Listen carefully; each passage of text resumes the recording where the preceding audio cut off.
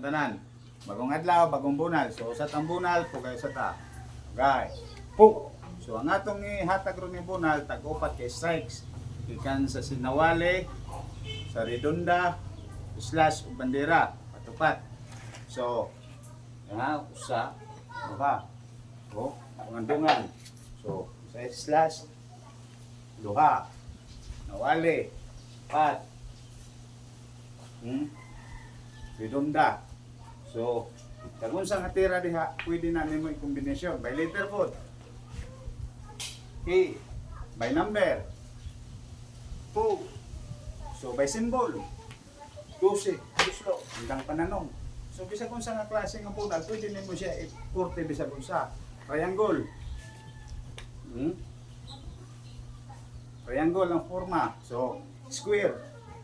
So, basta pata lang igo, pwede na. So, pagkakaroon, kanya lang usa. Dagang salamat. Ugay. Po.